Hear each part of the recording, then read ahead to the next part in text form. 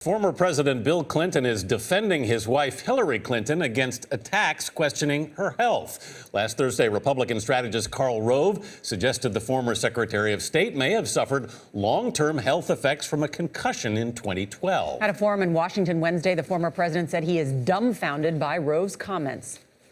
That embodies that old saying that consistency is the hobgoblin of little minds. First, they said she faked her concussion. And now they say she's auditioning for a part on The Walking Dead.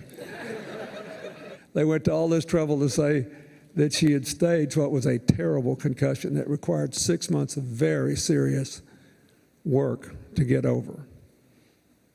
Something she never lowballed with the American people, never tried to pretend didn't happen. Now they say she's really got brain damage. CBS News political director John Dickerson is here, wrote an interesting piece on this. John, good morning. Good morning. So has Karl Rove succeeded despite the veracity of the claim that he made, now having the former president respond to it?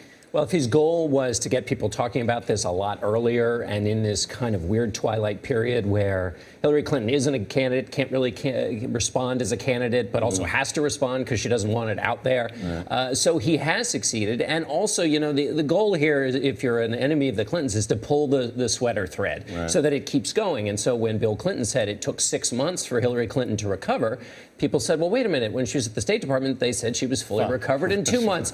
So to the extent that Karl Rove wants to create mischief, he's created a little here. You call this a spasm miles away from the election, but you also say that in part because Hillary Clinton has no real challengers at this point, she's more exposed. Right, and it's a spasm because we know that campaigns are decided a lot closer when they actually happen. And one of the weird things yesterday is watching Bill Clinton. It felt like we were 2 weeks away from the Iowa caucuses. But Hillary Clinton is in this extraordinary place. She is, if she decides to run, she will be basically the most uncontested candidate we've had since about 1908, which makes her almost like an incumbent president. All the fire of the opposition can be trained on her for a very long time, and this is an example of that. You're here at the table with us, but I'm having flashbacks of us on the campaign trail together from many years ago. Health has been a question for a lot of presidential candidates. Sure, and it's usually the Democrats who are the ones who are beating up on Republicans. They did it with Bob Dole, Ronald Reagan, and they did it with John McCain. Indeed. John Dickerson, thanks.